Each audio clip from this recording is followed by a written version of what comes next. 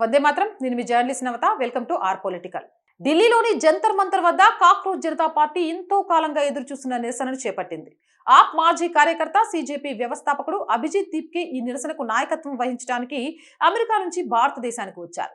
నిష్పాక్షికమైన ప్రభుత్వ వ్యతిరేక పోరాట యోధులుగా ముసుగు వేసుకున్న పలువురు ఆప్ మద్దతుదారులు రాజకీయ ప్రయోజనాలు పొందవచ్చనే ఆశతో పెద్ద సంఖ్యలో ఈ నిరసన స్థలానికి తరలివచ్చారు.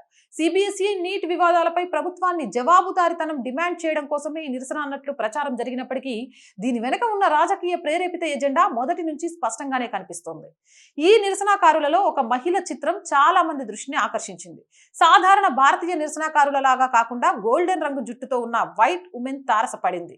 సమీర్ అనే సోషల్ మీడియా యాక్టివిస్ట్ దీనిపై స్పందించారు. నిరసనలో ఒక విదేశీయురాలు ఏం చేస్తుంది? టూరిస్ట్ వీసా ఇటువంటి కార్యకలాపాలకు అనుమతించదంటూ ఢిల్లీ పోలీసులను ట్యాగ్ చేస్తూ చర్యలు తీసుకోవాలని డిమాండ్ చేశారు. ఆమె వీసాను రద్దు చేసి దేశం నుంచి పంపించేయాలని ప్రభుత్వాన్ని కోరారు. కాక్రోచ్ల ఉద్యమం ముగియక ముందే ఆ తెల్ల జాతీయురాలి గుర్తింపు బయటపడింది. ఆమె బ్రిటిష్ దినపత్రిక ది గార్డియన్ యొక్క South Asian correspondent Hannah Ellis Petersen కు లవ్ జిహాద్ తీవ్రతను తగ్గించి చూపించింది. జనవరి 2020లో జరిగిన యాంటీ సిఏఏ నిరసన సమయంలో ఆమె ది గార్డియన్ పాఠకులకు పౌరసత్వ సవరణ చట్టం గురించి ఒక వక్రీకరించిన సంస్కరణను ప్రదర్శించడంలో బిజీగా ఉన్నారు. ఆఫ్ఘనిస్తాన్, బంగ్లాదేశ్, పాకిస్తాన్ నుంచి వచ్చి భారతదేశంలో అక్రమంగా నివసిస్తున్న మతపరమైన మైనారిటీలకు ఈ చట్టం ఎలా వేగంగా పౌరసత్వం కల్పించాలనుకుంటుందో వివరించడానికి బదులుగా ఈ మానవతా చట్టానికి వ్యతిరేకంగా మహిళల నేతృత్వంలో జరుగుతున్న నిరసనను మోదీ హిందుత్వ రాజకీయాల యొక్క విషపూరిత పురుషాధిక్యతను వ్యతిరేక కథనం ద్వారా పేర్కొన్నారు. ఫిబ్రవరి 2020లో దేశ రాజధానిలో అల్లర్లు సృష్టించిన ఇస్లామిస్టులకు క్లీన్ చీట్ ఇవ్వడానికి ఆమె ప్రయత్నించారు. హిందువులపై జరిగిన నరమేధాన్ని హిందువులు ముస్లింల మధ్య ఘర్షణగా అభివర్ణించారు. ఈ అల్లర్లు భారత్ అమెరికా సంబంధాలపై ఎలాంటి ప్రభావం చూపకపోవడంపై హన్నా ఎల్లిస్ పీటర్సన్ విచారం వ్యక్తం చేశారు. అలాగే దేశంలో మత స్వేచ్ఛను కాపాడుతున్నందుకు మోదీ ప్రభుత్వాన్ని అప్పటి అమెరికా అధ్యక్షుడు ప్రశంసించడాన్ని కూడా ఆమె తప్పుపట్టారు. ఈ జర్నలిస్ట్ కర్ణాటక పాఠశాలల్లో మతపరమైన దుస్తులు ధరించడంపై ఉన్న ఆంక్షలను దక్షిణ భారతదేశంలో హిజాబ్ నిషేధంగా తప్పుగా ప్రదర్శించారు. అలాగే పూర్వం హిందూ దేవాలయాలపై నిర్మించిన వివాదాస్పద కట్టడాల పునరుద్ధరణను హిందూ జాతీయవాదులు భారతదేశ చరిత్రను తిరగరాస్తున్నారని ఆమె పేర్కొన్నారు.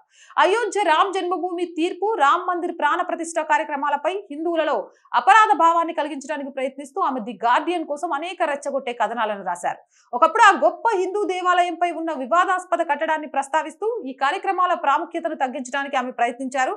అంతేకాకుండా 2022లో ఇంగ్లాండ్లోని లెస్టర్ సిటీలో జరిగిన హింసాత్మక ఘటనలను ఎటువంటి ఆధారాలు లేనప్పటికీ హిందూ జాతీయవాదంతో ముడిపెట్టారు. కానీ వాస్తవానికి centre for democracy, pluralism and human rights తన ఫ్యాక్ట్ ఫైండింగ్ నివేదికలో లెస్టర్లో ఇస్లామిస్టులు తప్పుడు సమాచారాన్ని ఆయుధంగా చేసుకుని హిందువులపై మానవ హక్కుల ఉల్లంఘనకు పాల్పడ్డారని మరియు హిందూ కుటుంబాల తాత్కాలిక స్థానభ్రంశానికి దారితీసిన మతపరమైన హింసకు ప్రయత్నించారని ఎత్తి చూపింది. పోలీస్ నివేదికలు, సాక్షుల కథనాలు, థింక్ ట్యాంకుల నివేదికలతో పోల్చి చూసినప్పుడు బీబీసీ మరియు గార్డియన్ వంటి మీడియా సంస్థలు లెస్టర్ అల్లర్లను నివేదించిన విధానంలో హిందూ ఫోబియా, పక్షపాతం స్పష్టంగా కనిపించాయని ఆ నివేదిక పేర్కొంది.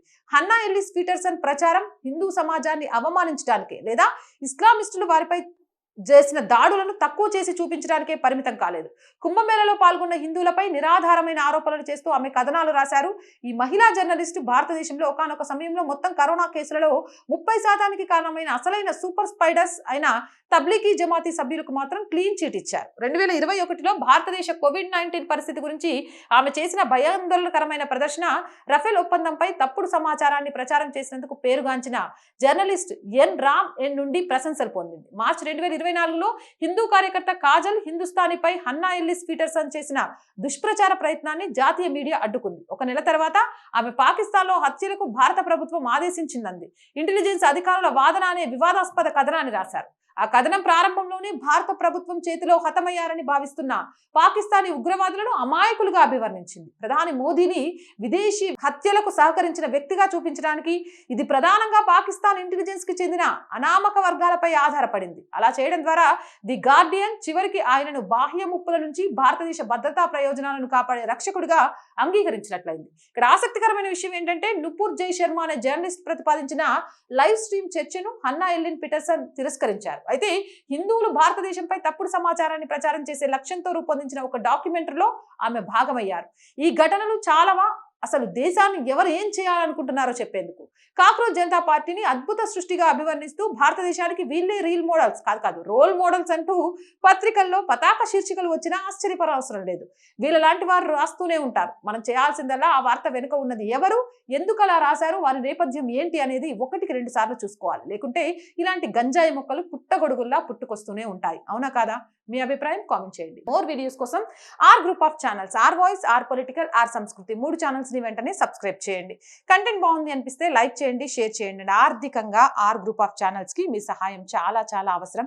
సహాయం చేస్తారు అని ఆశిస్తున్నాను. సహాయం చేయాలి అని అంటే సబ్స్క్రిప్షన్ పక్కనే జాయిన్ అనే బటన్ ఉంది. 1 to 5 లెవెల్స్ ఉన్నాయి. ఏదో ఒక లెవెల్లో సపోర్ట్ చేయొచ్చు. లేదా స్క్రీన్ మీద గూగుల్ పే, ఫోన్ పేతో పాటు అకౌంట్ డీటెయిల్స్ ఉన్నాయి. మీకు తోచిన సహాయాన్ని అందించండి.